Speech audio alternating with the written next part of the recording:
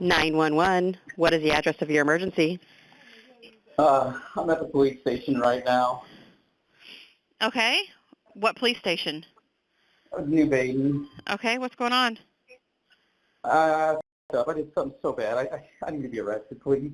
It's not every day 911 gets a call of someone wanting to be arrested. And while it appeared this suspect was trying to do the right thing, when you peel back the layers of this case, what he did wasn't noble at all. What's going on? I'm unarmed. I shot my girlfriend.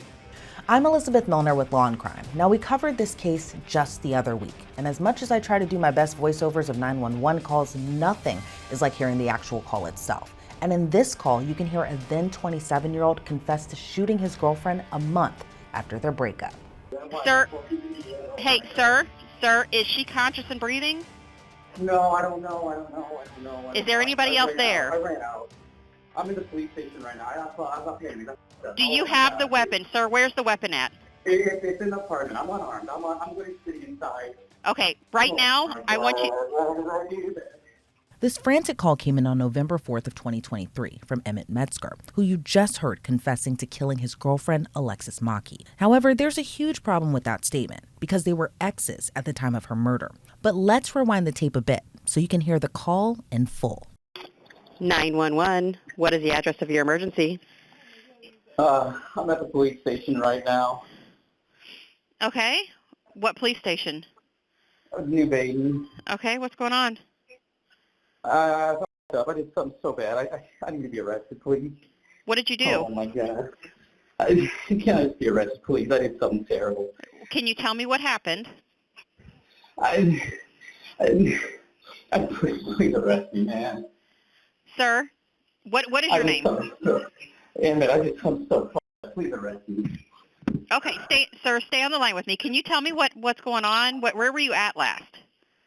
I was in my apartment, and oh my God, can I please be arrested?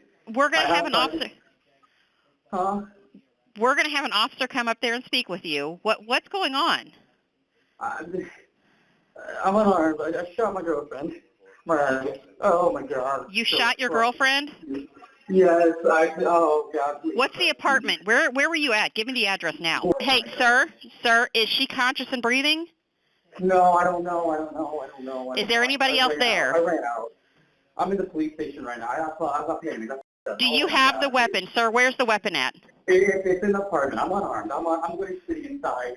Okay, right now, I want you... Sir? What? Sir, stay on the line with me. I'm going to give you some commands when the officer gets there, okay?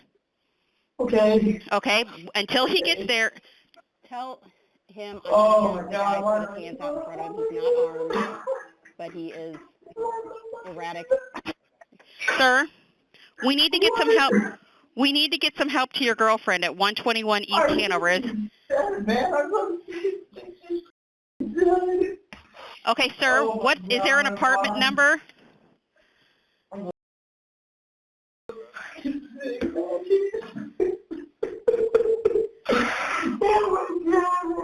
Okay, sir. Sir, come back to me. Hey, come back to me. I'm trying, man. Right. Sir, the best thing you can do is talk to me so I can help your girlfriend. I'm trying real hard right now. I'm unarmed, all right? I'm unarmed. Oh, my God. What is it? Is there an apartment, letter, like A, B, C? No, it's literally just one point. The door's wide, Oh, my God. Why? What? How many times did you shoot her? What? Attention New Baden ambulance personnel, please proceed to 121 East Hanover. 121 East Hanover for a female who has been shot. The area is not secure, and we do not know the status of the female. Oh, my God. Wait, there's no one in it. I'm out. I'm in Sir, stay right here with me. Oh, my Attention God. New Baden ambulance personnel, please respond 121 East Hanover, 121 East Hanover for a female with a GSW, unsure of the status of the female at this time. Scene is not secured. A PTL 203-1625 clear.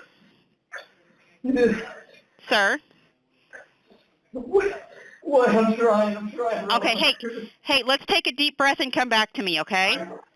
I can't, man. I just know. Yeah, you can. Why the f*** did I do that? Okay, but now you can help her by helping me, sir.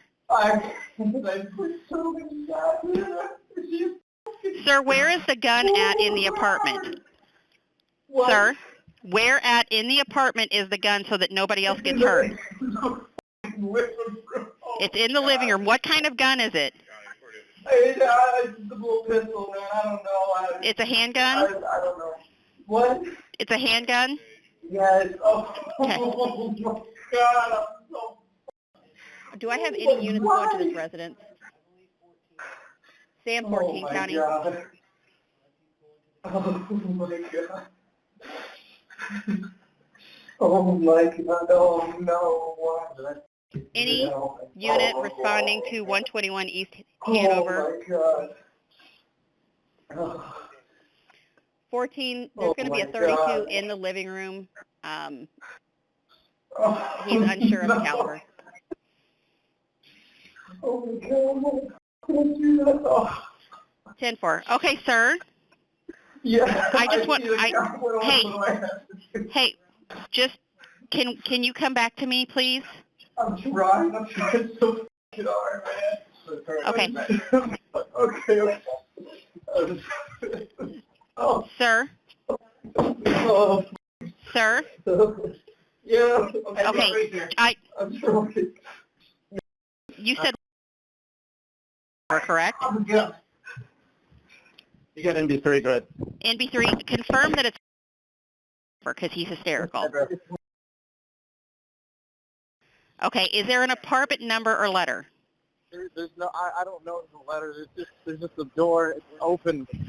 It's an open door? The door is supposed to be open. Door is open. Okay. Okay. All right. We've got 14 headed there. He told me that the 32 is in the living room, so all right. I'm going to disconnect with you. I'm putting in my truck. We're heading over there. Okay. What's the address? Which one were you saying?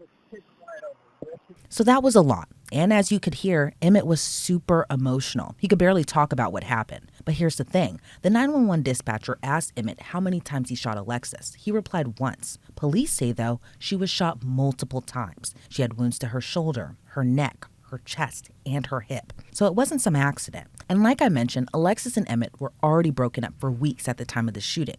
But that's important to this story. Prior to their breakup, they were living together. So Emmett was technically right. He did live in that apartment. They still shared a lease together. But Alexis moved in with her mom to pretty much get away from her ex. From Alexis's mom's description of her daughter's relationship with Emmett, it seemed very toxic. And by toxic, I mean Emmett was the jealous, controlling boyfriend, and he made her life miserable.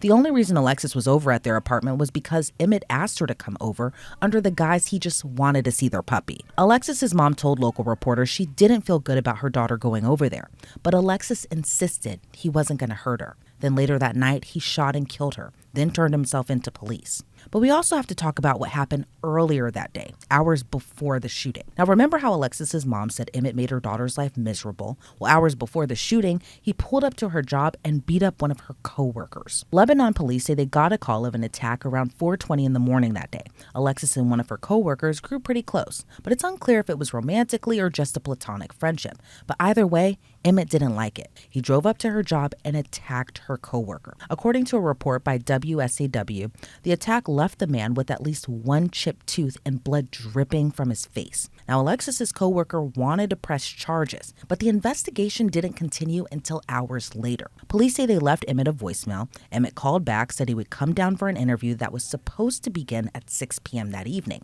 and he never showed up. But he showed up to another police station when he called to confess to shooting Alexis. Lebanon police responded in a statement about not arresting Emmett for the alleged attack on Alexis's co-worker, writing, quote, "These were two separate incidents with a tragic ending. Police departments handle battery, not assault cases on a daily basis, and many times the suspect isn't apprehended for days/weeks after the fact. So you are aware, in Illinois, even if the suspect was found, he would have been given a summons and released pending a court date. There is only one person to blame from the senseless murder of that young lady in New Baden, and that is the suspect." suggesting anything else is ridiculous, end quote. So what happened after? Well, Emmett was charged with first-degree murder and in April of this year decided to avoid trial altogether by pleading guilty to his ex-girlfriend's murder. So now he's facing anywhere between 45 years to life in prison. I'm joined now by law enforcement instructor, also known as the Olivia Pope of crime. That's Sunny Slaughter. Sunny, always great to have you on, and thank you so much for joining me today. So before we get into the guilty plea, let's take a step back and actually kind of talk about these 911 calls. So as long as you've been doing your job, how often do you see a suspect kind of call police on themselves and confess to a crime? Thank you for having me, Elizabeth. It's been great to seeing you for today. You know, not in the manner in which this individual did, where he immediately made the call and then kind of just said, okay, somebody needs to come and arrest me. But it does happen. Often it happens in very unique ways where people will give either too much information about the case, and that leads law enforcement to investigate them heavily, and that might lead to a confession, but not necessarily uniquely in this way. And just kind of listening to the 911 call, the dispatcher handled it pretty well considering, and it appeared it wasn't, but it appeared from the start that he being Emmett, wasn't being completely truthful. Like he told the dispatcher he shot his girlfriend only once when really it was multiple times. Do you think it was just and also he said that that was his girlfriend and not his ex-girlfriend because they had been broken up for a month at that time. But do you think in the heat of the moment, you know, after the shooting, emotions are high and you can kind of hear that from the 911 call, that maybe he just didn't really have full clarity on just the devastation he caused, and he may have not really believed what he had done, given that there were a couple lies made in that call? Yes, I think you're right. All of the emotion, all of the, okay, what did I just do? The realization that he actually did kill her, and that he acted quickly, but then he also called, and some of the confusion. He may have been pulling the trigger and so upset, killing her, knowing that he did that, knowing that she was hurt, but then not remembering all of the shots. And you know, sometimes in on the law side, they call it excited utterances. So he was making these utterances and saying these inferences without fully being aware of everything that he was saying, which is why a law enforcement investigation and listening to the reels, the tapes, really makes sense to put everything together. You can't just say because someone confessed does not mean that they will be guilty in the way that most people think they will be guilty. There still needs to be an investigation. They still need to know exactly what happened, why it happened, and the way in which it occurred in order to make a solid case. And talk to me a little bit about officers responding to domestic violence cases, especially in this case, which I don't know if we'd classify it as a domestic violence murder or how officials would actually classify that. But even in terms of them just responding to a case like this, what all goes into it? You know, it's really difficult when you think about the number of calls that law enforcement take, where there's a 911 call and the operator really has to get some critical information from the individual. They have to know what happened. Is the shooter on the scene? If that is the shooter, where is the gun? Do you still have the gun? Okay, law enforcement is on their way, because law enforcement has to know what kind of danger and level of threat they're walking into. Domestic violence cases, and this would be classified as a domestic violence homicide, are the most dangerous for law enforcement and first responders to respond to every single day. People don't realize law enforcement officers and professionals lose their lives responding to these calls. So it's important to know what they're responding to, how they should respond, whether there's a gun present or other weapon, and so they can be fully prepared. There also should not be responding to these calls alone. It should always be two or more individuals based on what they have been advised of through the 911 or the comm station, and then where the area is. Also, if they've gone to that location before, that information is also critical. The calmness of the 911 operator was really important, because they have to listen, hear, and ensure that they're getting the information correct.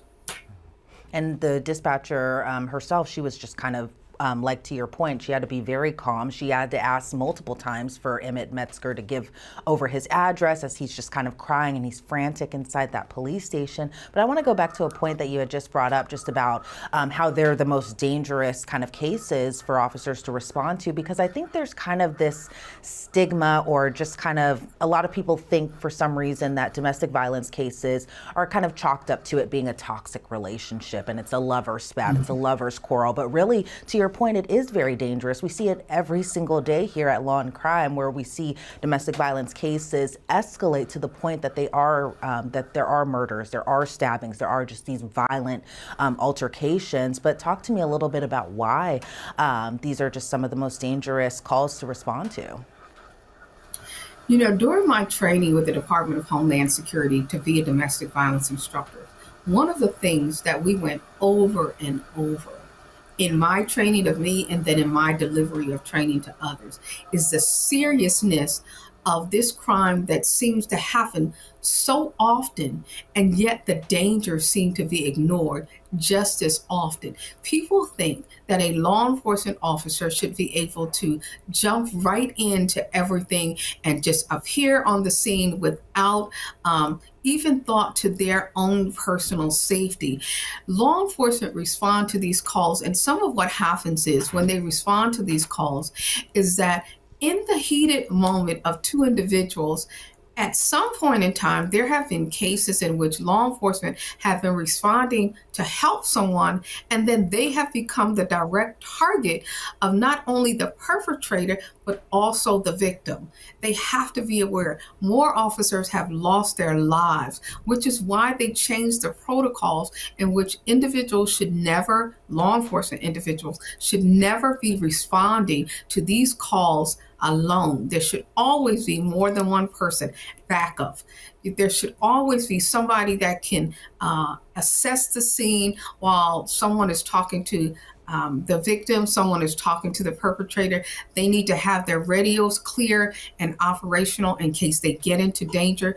There have been stabbings, there have been shootings, there have been ambush homicides for law enforcement. And even recently, I read, don't remember where, a case in which the responding first responders, ambulance, they were attacked and shot at by the perpetrator. These are critical cases, and our community should realize these are not just things that happen by the wayside. These are not just toxic relationships. These are critical incidents that can become mass incidents very quickly, and they should never be ignored. And prior to the shooting, there was this whole incident of Emmett allegedly beating up Alexis's co-worker after the two got off work together. Now, they worked at a bar, so it's not unusual that they would get off at, that time of the night that they did, or, the early morning hours that they did. But Emmett allegedly attacked that co-worker. The co-worker wanted to press charges. Police left a voicemail to Emmett. He was supposed to come down for an interview. Then the shooting happened. Now, Lebanon PD kind of painted it like this is the suspect's fault. But is it a far stretch to kind of think, had they arrested him earlier in the day, Alexis would still be here and she'd still be alive? Yes, I think they should not have nixed this off as it was the suspect's fault. Somebody should have been sent out there to the scene. This was a physical assault that resulted in harm of an individual. It also should have been responded to differently because, see, that would have should have, and at first I was going to say would have, but it should have resulted in arrest, which would have meant that this individual would have still been incarcerated, would have had to have a bond, to be released, and then she would still be here. We cannot, even law enforcement, I stress this constantly, we cannot ignore these calls in the manner in which it's somebody else's fault when we have a duty to respond and to protect and serve. Yeah, because you can't help but think, had they just intervened at that moment, again, Alexis would still be here, and it's just horrible overall. And it, in a way, what are your thoughts just about Emmett Metzger avoiding trial altogether? He decided to plead guilty to his charges of first-degree murder. He hasn't been sentenced just yet, but are you surprised he's avoiding trial, especially given that 911 call just kind of points to him as the one and only suspect? No, because he, first of all, I think he knew what he did because he made the call and he knows what he did. And he's taking responsibility for it. And I'm glad that there's not going to be a trial because then it alleviates her mother and her family having to go through and sit through a trial and hear all of the horrific details. It also saves the taxpayers money and it allows him to plead guilty, but it doesn't lessen any of the hurt and harm that he has caused or any of the time that he will spend in jail and in prison, not jail, for committing this heinous crime. Yeah, and it's just horrible. And thankfully, her family doesn't have to go through the entire process of a trial and that sort, because to your point, that is just heartbreaking in of itself. And in terms of just his sentence, what he's looking at, it's anywhere between 45 years to life in prison. Do you think that the judge is going to give him the maximum? Yes. I think the judge is going to give him the maximum. I think the judge should give him the maximum. And it also gets him off the streets because if he can do this in the way that he did, he is a clear and present danger to the community, to others, not just to women that he may be involved in, but just like the friend and a coworker that was attacked. He is a clear and present threat and danger. And because domestic violence often leads to more escalating violence, we have already seen that he committed one murder, and we have no reason to believe that he won't continue to be a threat and danger if he is not held responsible for his actions. And I guess we'll see what happens in that sentencing hearing, which is set for June. Sunny Slaughter, I want to thank you so much for your time today. I really appreciate it. Before we sign you off, is there anything else you'd like to add? Thank you, Elizabeth, for having me. I always enjoy having these conversations with you because we tend to get to the complex nuances. I'd just like to let everyone know in every single state in the United States, there is a state domestic violence and sexual violence organization. Look up that in your particular state. If you are the victim of violence, please know that there are resources and support. Please let someone know that you are in trouble. And if you ever have the opportunity to leave, do not go back. All right, Sunny Slaughter, wise words there. Again, thank you so much for your time today. Thank you for having me. And Emmett Metzger hasn't officially begun his prison sentence just yet. He'll officially be sentenced this summer on June 9th. Reporting for Law and Crime, I'm Elizabeth Millner.